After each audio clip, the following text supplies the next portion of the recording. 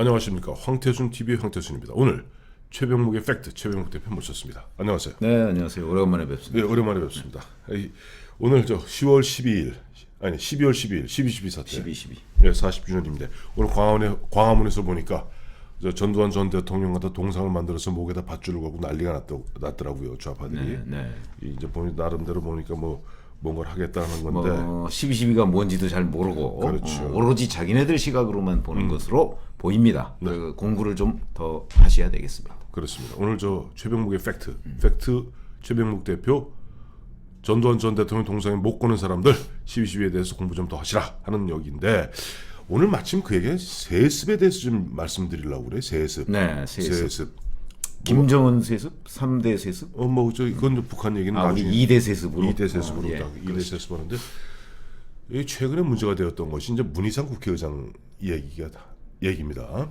그렇죠. 예, 문희상 그 아들 얘기가 국회에서 나왔죠. 계속 나오고 하다 보니까 또 문희상 의장 측에서는 그건 이른바 음해다라고 얘기했는데 막상 보니까 문희상 국회의장의 아들 문석균 씨가 네. 오늘 한국일보랑 조금 전에 인터뷰를 했어요. 네. 예, 그럼 출마한답니까? 네, 나온답니다. 세습 그렇게 욕해도 할 수 없다. 나는 나의 길을 가겠다. 근데 네. 그 문희상 국회의장이 좀 화를 내는 이유는 뭐죠? 세습을 한다는 사실에 화를 내는 거예요? 아니면 뭐 다른 얘기에 화를 내는 거예요? 그러니까 세습이 아니라는 거죠. 기본적으로. 세습이 아니다? 세습이 아니라 그 세습의 정의부터 따져야 되겠고요. 그렇죠. 그러니까 이제 문희상 의장 측에서 얘기하는 것은 세습이라는 것은 능력이 없는 자에게 네. 그냥 이른바 옛날 보면 음서라고 그러죠. 음서. 네, 음서제도. 음서제도 같이 하는 것이 그거지 보면 자기 그때도 그 선비의 자식들은 능력이 있었던 거 아닌가요? 능력이 없는 사람도 간혹 있었습니다. 그러면 문석규 씨는 능력이 입증이 됐나요? 이제 그거는 유권자가 판단할 몫이죠. 근데 유권자들도 뭐 그렇게 정확하게 판단하는 것 같지 않던데 되게 어느 정당 공천 받으면 그냥 찍는 성향은 있잖아요. 그러니까 유권자를 무시하는 건 아니지만. 솔직히 말해서 지금 문희상 국회의장이 있는 의정부 갑 지역에 제가 이제 문희상 의장 대신에 가면 저도 제가 당선됩니다. 당선까지는 당선됩니다. 당선됩니다.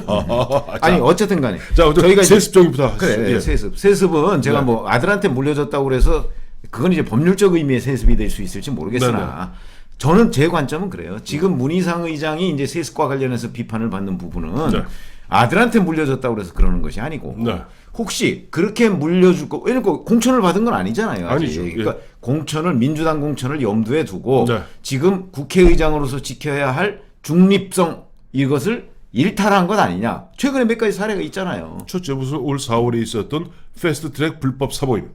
그 문제가 그 국회법에 보면 명백하거든요. 그렇죠. 사보임은 본인의 동의가 있어야 돼요. 근데 본인들이 동의하지 않았습니다. 근데 동의하지 않았음에도 불구하고 국회의장이 그걸 허가했다? 네.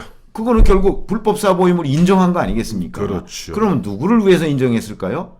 민주당을 위해서. 나라를 위해서 했다고 본인은 주장하겠으나 나라가 곧 민주당은 아니니까 그렇죠. 민주당을 위해서 한 거 아니겠어요? 정확히 얘기하면 좀 문재인 정부, 문재인 정권에 어떻게 입맛에 맞추어서 결과적으로 자기 아들이 좀 더 유리한 우리 요즘 찬스란 표현 많이 쓰지 않습니까? 찬스. 아버지 찬스. 즉 아버지 기회를 갖다 아들한테 주려는 것이 아닌 즉 사가 낀 것이 아닌가 하는 것이 저에게 비판하는 그런 포인트죠. 그렇죠. 그러니까 만약에 정말 문재인 정부가 공수처를 반대했다면 그다음에 연동형 비례대표제를 도입하는 선거법을 반대했다면 문희상 의장이 그 불법 사보임 인정했을까요? 이거 불법이야. 이 국회법에 따르면 불법이야. 인정 안 했을 거요? 그래요. 우리가 그런 관점을 지금 문제 삼는 거예요. 포인트를 빗나가면 안 됩니다. 그래서 보니까 지금 문석균 씨도 보니까 오늘 한국일보가 인터뷰에서 이런 표현을 썼어요. 변호사 아버지의 아들이 변호사 된다고 그것이 어찌 세습이냐. 의사 아버지의 아들이 의사 된다고 어찌 그게 세습이냐. 정치인의 아들이 정치할 수 있는 것 아니냐라는 그 한 가지 이야기하고 또 하나는 현재 보니까 이제 그 의정부 갑 지역에 이제 지역 기초의원 그다음에 광역의원들이 공통적으로 하는 이야기가 현재 분위기로 봐서는 문희상 국회의장은 현재 당적은 없습니다. 국회의장이니까. 그렇죠. 이탈했죠. 그 당협위원장이 따로 있는 모양이에요. 근데 그건 지역위원장은 일종의 들러리죠. 들러리고 실제 그 밑에 상임 부위원장으로 문석균 씨가 지금 자리 잡고 있고. 그렇죠. 작년 말에 됐잖아요. 근데 실제 보면 문석균 씨에는 대안이 없다 하는 것이 이제 민주당 의정부 측 사람들의 의정부에 있는 민주당 사람들 얘기예요. 자 우선 거기서 하나는 짚어보죠. 그거야 다 저 문희상 의장하고 다 가까운 사람들이잖아요. 그래요? 그 사람들한테 물어봐봤자 그거 뭐다 그래요? 뻔한 거지. 아니 근데 예. 문석규 씨가 얘기하는 네. 자 정치인의 아들이 정치를 하는 게 왜 세습이냐라고 하는 건 물론 법률적 의미의 세습이에요. 그러나 우리가 조금 전에 얘기했듯이 바로 그거는 그 이른바 핵심 포인트를 물타기 하는 겁니다. 우리가 겁니다. 얘기하는 게 아니 아버지 물려받아서 자기가 정치하는 걸 뭐라고 하는 게 아니라니까요.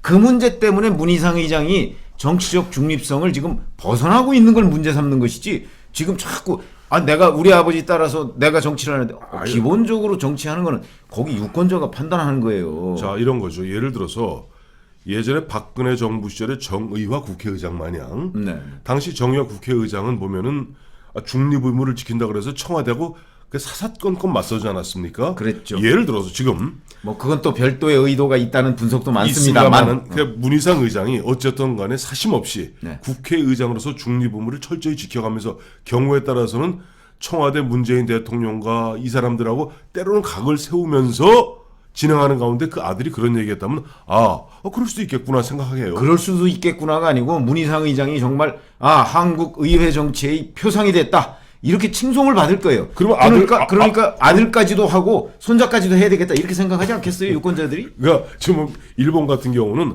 이른바 부자간에 의원하는 사람이 아주 많습니다. 할아버지, 아버지, 아들까지 가는 경우도 많습니다. 우리나라도 있죠. 아니, 뭐 우리나라도 많죠. 아니 일본에 우선 아베 총리만 해도 그런 것이고 우리나라도 정진석 의원 또 김세원 의원 얼마 전에 그렇죠. 얼마 전에 김세현 의원 그 불출마한다고 그랬던. 예. 그다음에 여기 서대문에 김용호 의원, 김상현 의원 아들이죠. 후원 김상현 의원의 아들이죠. 예. 많아요. 많아요. 그런 경우는 굉장히 많은데 그걸 가지고 제가 뭐라고 하지 않는다 하는 게 우리 포인트인데 지금 문석균 이제 곧 의원이 될지 안 될지 모르겠지만 문석균 이제 부위원장 상임 부위원장이죠. 상임 부위원장. 이 사람은 마치 그렇게 물려받는 것 자체를 누군가가 비판하는 것처럼 지금 이제 그 핵심 포인트를 자꾸 흐리고 있는 거죠. 그게 초점 흐리기지 않습니까? 그러면 지금 우리가 계속 짚어내는 것은 뭐냐니까 한 문희상 의장이 국회의장으로서 최근에 보면은 그 아까 패스트 트랙 문제라든가 최근에 정부 예산안 통과 문제 그다음에 또 중간에 또 한 번 있었어요. 뭐가 있었죠? 그게 뭐가 있었냐면 어느 당이 3분의 2를 차지하면 좋겠다. 이런 식의 얘기를 했어요. 맞아요. 근데 우리가 그건 이제 한국당이 3분의 1을 차지했으면 좋겠다고 문희상 의장이 얘기한 건 아닐 거 아니에요. 그렇죠. 그걸 염두에 두고 한 건 아닐 거 아니에요. 그렇죠. 본인의 친정 민주당 내지는 지금 연동형 비례대표제를 도입하는 그런 안이 올라가 있잖아요. 선거법이. 그러니까 1+4. 그러니까 그 1+4의 그 정당이 그러니까 여당과 우당들 그 정당이 3분의 1을 차지했으면 좋겠다. 이런 거 아니겠어요. 그러니까 우리 최병목 우리 대표는 참 말을 갖다가 뭐랄까 참 뭐래도 참 절제했었어요. 1+4에 여당과 우당이라고 그랬죠. 저 같으면 여당과 들러리? 여당과 들러리. 그래서 3분의 2 얘기 왜 나오는지 아시죠? 개헌하자는 얘기였어요. 제가 갑자기 그 생각이 나서 그래요. 북한에 가면 천도교 청우당이라는 데가 있어요. 갑자기 그 우당이 생각나서 왜 그러냐면 북한에도 당이 있습니다. 북한에도. 6개 있습니다. 그래. 근데 그때 문희상 의장이 했던 이야기는 뭐냐니까 그래서 개헌을 하자. 개헌을 할 수 있는 3분의 2 요건을 얘기했던 겁니다. 그러면서 그 개헌은 꼭 여당과 우당이 합쳐야 개헌하나요? 개헌에 공감하는 사람들이 많고 한국당 내에서도 있을 수 있어요. 개헌의 방향만 오르면. 그렇죠?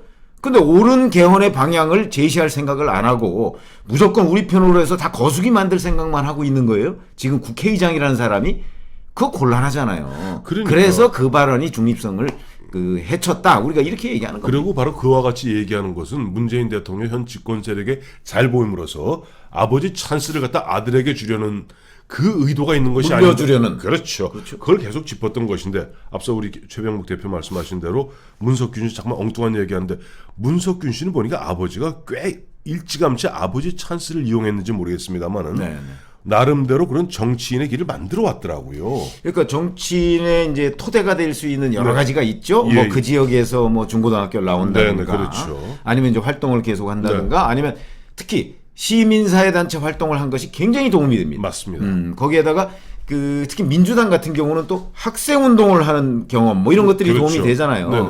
근데 학생 운동도 이제 80년대 지금 뭐 1971년생이라고 했죠. 그러면 71년생 48인데 48이면 뭐 저희하고 한 10몇 년 차이 나네요. 네네.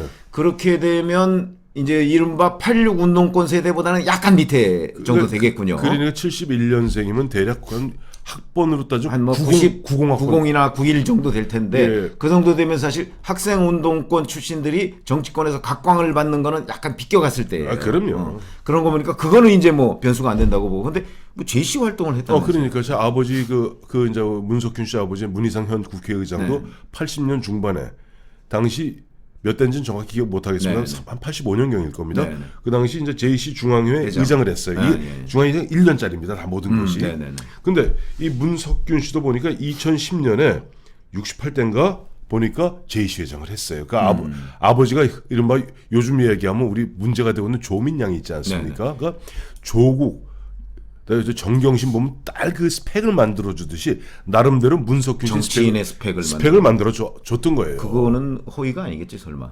뭐 직인을 뭐 누구 걸 갖다 했다든가 뭐 이런 거. 그래서 제가 안 그래도 저 JC 중앙에 네. 들어가 봤더니 맞더라고요. 누가 뭐 여하튼 JC 중앙에 그러니까 JC 활동이라는 것은 네. 뭐 정치인의 그 상당히 중요한 활동 중에 하나예요. 그렇죠. 과거에 뭐 라이언스 클럽은 좀 연세가 드신 분들이니까. 지금 이제 JC 출신들이 JC 맞습니다. 출신들이 뭐 예를 들어서 뭐 정세균 전 그렇죠. 국회의장도 JC 출신이죠. 현재 총리에 이렇게 물망에 오르고 있는 네, 네. 정세균 씨도 보면은 옛날 JC 중앙회 의장 출신입니다. 과거에 돌아가신 그 성완종 전 의원도 JC 활동을 그랬어요? 했어요. 그리고 이제 그랬군요. 예. 국회 수첩에 이렇게 보면 네. JC 활동을 했던 분들이 굉장히 많습니다. 굉장히 많습니다. 이게 전국 조직이기 때문에. 그렇죠. 예. 그래서 JC 활동을 한 것이 선거에 도움이 된다는 거죠. 그렇죠. 아까 말씀하신 대로 라이언스나 로타리 같은 경우 조금 뭐랄까 좀 시니어 그룹들이 가는 거라면은 뭐 그중에 로타리가 좀 더 시니어 그룹이긴 그렇죠. 하지만 라이언스도 요새는 또 시니어 대접을 하더라고요. 그러니까 그래서 시니어 대접하는데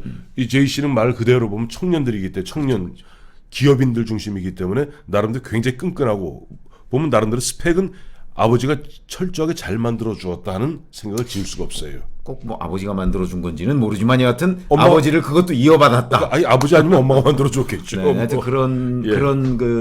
그런 뭐 스펙은 뭐 리더십을 쌓는데도 뭐 그렇게 나쁘다고 보지는 않는데 이제 그게 본질이 아니다. 아니, 아까 본질은 저희는 지금 문희상 문희상 의장. 국회의장이 사심이 있기 때문에 당장 내일 또 올린다는 거 아니에요 지금? 글쎄 내일도 이제 사실은 뭐 내일 상정을 하고 네. 이제 17일에 뭐 예비후 등록을 하니까 네, 네. 그러면 이제 16일쯤에 처리를 한다 그러는데 저는 막 그렇게 한겨레 신문이 그렇게 썼더군요. 네, 오늘 네. 아침에 네. 한겨레 신문 믿으면 안 됩니다. 전략 지침서 아니겠어요? 그쪽에서 나름 아니죠. 그게 아니고 저렇게 해서 또 한국당이 안심하고 농성장에서 이렇게 그 풀어놓고 있다가 갑작스럽게 내일 상정하자마자 바로 처리해 버릴 수도 있어요. 근데 필리버스터는 지금 신청해 놓은 거 아니에요? 아니 그 신청해놨지만 그 종결 선언을 하면 되니까. 그럼 아니, 바로 근데- 다음 회기로 넘어가면 되니까. 아니 근데 필리버스터는 지금 잠깐 네. 헷갈려서 그래요. 그러니까 심재철 원내대표하고 나경원 원내대표 갑자기 이제 전투 중에 이제 장수가 바뀌는 네. 중에 필리버스터가 지금 나경원 대표가 필리버스터란 나름대로 이 뭐랄까 여러 덫을 쌓았잖아요. 그렇죠. 근데 이 심재철 대표가 오면서 그걸 갖다 제거한 겁니까? 아직 살아있는 겁니까? 아니 일단 잠정적으로 제거해놓고서 네네. 지금 현재 선거법이나 이런 것들이 잘 합의가 안 되면 다시 동원할 수 있다. 지금 이 상태예요. 이 상태니까 지금 이제 그럼 예를 들어 무방비 상태네. 철회한 걸 철회한 거예요. 그 무방비 상태네요. 아니 그러니까 필리버스터로 막을 수 있는 한계가 있거든요. 이거 명백하게. 물론 있어요. 있는데 그러니까. 그럼에도 불구하고 예를 들어서 우리가 노르만디 상륙작전 할 때 온다고 앞에 뭐 철조망 쳐놨다고 못 밀고 옵니까? 그러나 약간 지연을 할 수 있겠죠. 그렇죠. 그런 정도입니다. 근데 그 이제 그걸 갖다 이제 제꼈네. 그러니까 내일 아까 우리 최 대표 말씀대로 내일 갖다 상정하면서 뭐 어차피 지금 문희상 의장 문석균 씨 아들도 오늘 한국일보를 통해서 나 나가겠다. 의질 국권의 한판에 까짓거 뭐 내일 바로 쳐되겠네. 아니 그러니까 이제 그렇게 하려면 필리버스터를 만약에 내일 한국당이 이제 신청을 해서 하면 내일 바로 처리할 수 있는 건 아니죠. 아니지만 여하튼 16일 날 뭘 처리한다 이 한겨레의 지침 이거는 믿으면 안 된다. 내기 뭐냐? 믿으면 안 돼. 필리버스터 아직 이제 신청했다 철회한 거라면서요. 내일 신청 받기 전에 후닥닥 때려버리는 거 말이죠. 아니 그 뭐요 발언권 신청하면 되니까 우리 지금 자꾸 그 옆길로 새지 말고 지금 이제 세습 문제 얘기하는 거고 문희상 의장의 중립성 문제를 얘기하고 있는데 내일뿐만 아니고 이 패스트트랙 처리 과정에서 패스트트랙에 처음에 올릴 때도 그랬지만 이 처리 과정에서 또 한 번 또 확실하게 여당 편을 들 가능성 저는 있을 거라고 봐요. 중립성뿐 아니라 네. 이번에 이제 문희상 의장이 하나 기록적인 게 있잖아요. 전두환 대통령 시절에 있었던 국회 경호권을 33년 만에 발표하는 무리수를 뒀습니다. 그러니까 지금 문희상 의장이 그러니까 그런 것들이 다 아들을 위한 거 아니겠는가? 그러니까 중립성 위배에다가 극도의 무리수를 두는 것이 이른바 아들 문석균 씨에게 아버지 찬스를 갖다가 살짝 주기 위해서 그런 거 아닌가 하는 생각이 그렇죠. 그러니까 그런 의심을 저희가 지금 하고 있기 때문에 저희뿐만 아니라 많은 국민들이 하고 있을 거예요. 다 하고 있어요. 그러니까 문희상 의장은 그 부분에 관해서 본인이 해명을 하거나 아니면 그게 아니라는 걸 행동으로 보여줘야 되는데 내일 이후에 이루어질 그 패스트트랙 처리 과정을 보면 아마 우리가 그게 아니라는 걸 보는 게 아니고 그게 맞다 하는 걸 보여줄 가능성이 매우 높다. 그리고 이제 최 대표가 그런 얘기하면 문희상 의장 화만 버럭버럭 낼 것이다. 뭐 화낸다고 될 일은 아니죠. 여하튼 간에 그 국회의장이 그 되자마자 당적을 버리는 그 그렇죠. 이유 그걸 다시 한번 다짐해 봐야 됩니다. 그러니까 문희상 의장 잘 한번 생각해 보세요. 아들 할 수 있습니다. 그러나 당신이 국회의장으로서 정치를 마무리하면서 그야말로 아까 우리 최 대표 얘기한 그와 같은 국회의장의 당적 이탈 그 의미가 무엇인지 한번 되새겨보기 바랍니다. 네. 감사합니다. 감사합니다.